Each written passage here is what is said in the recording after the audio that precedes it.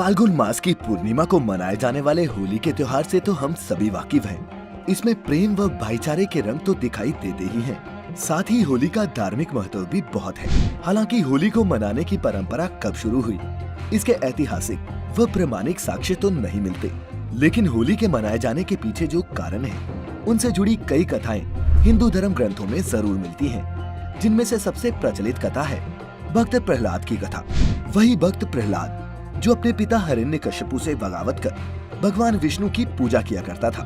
मित्रों, आज की इस वीडियो में मैं आपको इसी भक्त प्रहलाद की कथा बताने जा रहा हूँ। नमस्कार दोस्तों, और द डिवाइन टेल्स पर आपका स्वागत है। हिंदू धर्म ग्रंथों में वर्णित कथा के अनुसार पौराणिक काल में हिरण्यकश्यपु नाम का एक दैत्यराज हुआ करता था। उसने घोर तपस्या कर देवताओं से ये वरदान प्राप्त कर लिया था कि वह न धरती पर मरेगा, न आसमान में, न दिन में मरेगा और न ही रात में। कोई भी अस्त्र शस्त्र उसका वध नहीं कर सकेंगे। न बाहर मरेगा और न घर में, और न ही कोई जानवर या फिर इंसान उसे मार सकेगा। देवताओं से ये वरदान पाकर वह खुद को अमर समझने लगा और लोगों पर अत्याचार करने लगा। वरदान के अहंकार में वह खुद को भगवान मानने लगा था और लोगों को खुद की पूजा करने को विवश करने लगा। परंतु ऐसे में उसका स्वयं का पुत्र प्रहलाद, जो एक बालक ही था, वह उसके खिलाफ हो गया। एक दिन की बात है कि राजमहल में हिरण्यकश्यपु ने पुत्र प्रहलाद को अपने पास बुलाया और उससे पूछा, पुत्र, तुम्हारा सबसे बड़ा धर्म क्या है? तब प्रहलाद ने जवाब देते हुए कहा, पिताजी, हर प्राणी का सबसे बड़ा धर्म यही है कि वह भगवान विष्णु की प्रार्थना में अपना सारा जीवन लगा दे। ये सुनकर हिरण्यकश्यपु क्रोध से लाल हो गया और बोला, तुम्हारी मेरे सबसे बड़े दुश्मन विष्णु की पूजा की बात करने की हिम्मत कैसे हुई? तब प्रहलाद बोला, पिताजी, क्रोधित ना हो। एक बार आप भी भगवान विष्णु का नाम लेकर तो देखिए, आपका मन भी पवित्र विचारों से भर जाएगा। ये सुन हिरण्यकश्यपु और क्रोधित हो उठा और उसने अपने पुत्र को धक्का देकर नीचे गिरा दिया।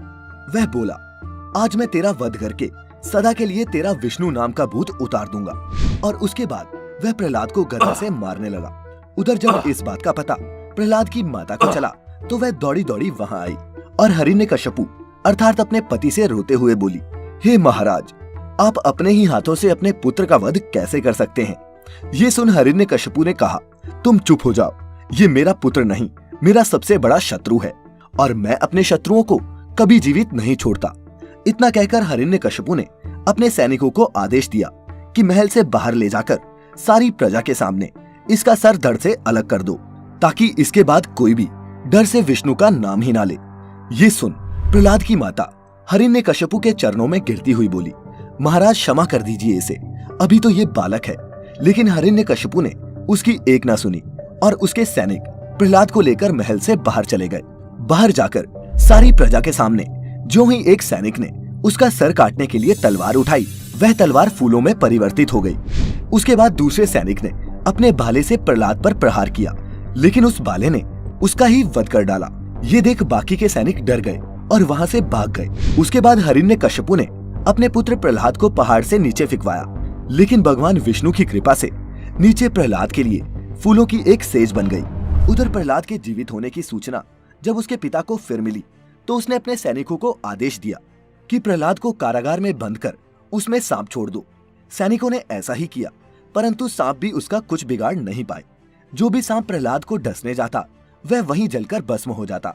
फिर इसके बाद हिरण्यकश्यपु ने प्रहलाद को जंगली हाथियों से कुचलवाने का आदेश दिया, परंतु हाथी उसे कुचलने के बजाय फूलमाला चढ़ाने लगे और इस तरह हिरण्यकश्यपु और उसके सैनिकों ने प्रहलाद को मारने के कई प्रयास किए, पर वो सफल नहीं हो पाए।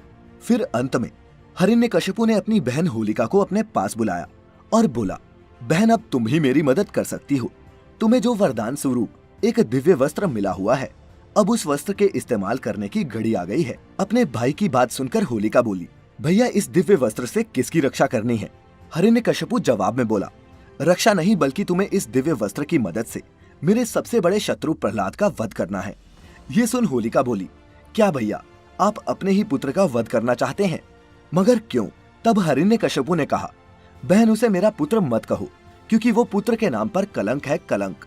और हाँ, मैंने तुम्हें इस समय सलाह देने के लिए नहीं बुलाया, बल्कि बिना कोई प्रश्न किए मेरे आदेशों का पालन करने के लिए बुलाया है। ये सुन होलिका बोली, ठीक है भैया, मैं आपके आदेश का पालन करने के लिए तैयार हूँ। जब भी आपका मन करे आप मुझे याद कर लीजिएगा, मैं यहाँ हाजिर हो जाऊंगी। और इतना कहकर होलिका वहां से चली गई।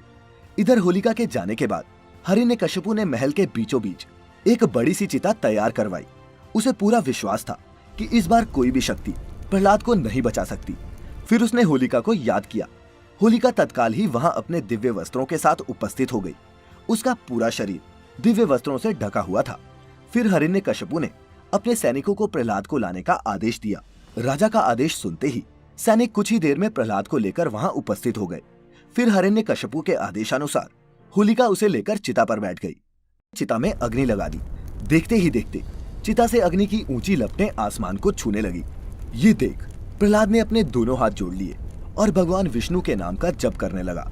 कुछ क्षणों बाद चिता से चीखों की आवाजें आने लगी। ये सुन हिरण्यकशिपु बहुत प्रसन्न हुआ और कहने लगा, प्रहलाद, आज तेरा विष्णु भी तुझे मरने से नहीं बचा सकता। परंतु जब चिता की अग्नि शांत हुई तब हिरण्यकशिपु को प्रहलाद को जिंदा देखकर अपनी आंखों पर भरोसा नहीं हुआ और वो रोते हुए कहने लगा, नहीं, मेरी बहन होलिका नहीं मर सकती। तो मित्रों, इस प्रकार इस बार भी भगवान ने अपने भक्त प्रहलाद की जान बचा ली। होलिका तो जल गई परंतु विष्णु भक्त प्रहलाद को कुछ नहीं हुआ। और मित्रों, हर वर्ष हम लोग इसी होलिका को जलाते हैं और अगले दिन रंगों का त्योहार होली मनाते हैं। दर्शकों, उम्मीद करता हूँ कि आपको हमारी आज की ये वीडियो पसंद आई होगी। अगर पसंद आई हो तो इसे ज्यादा से ज्यादा लाइक और शेयर करें। साथ ही अगर अभी तक आपने हमारे चैनल को सब्सक्राइब नहीं किया है तो आज ही सब्सक्राइब करें the Divine Tales YouTube channel, ऐसी सभी आध्यात्मिक वीडियोस के लिए। आज की इस वीडियो में फिलहाल इतना ही। आपका एक बार फिर बहुत बहुत शुक्रिया।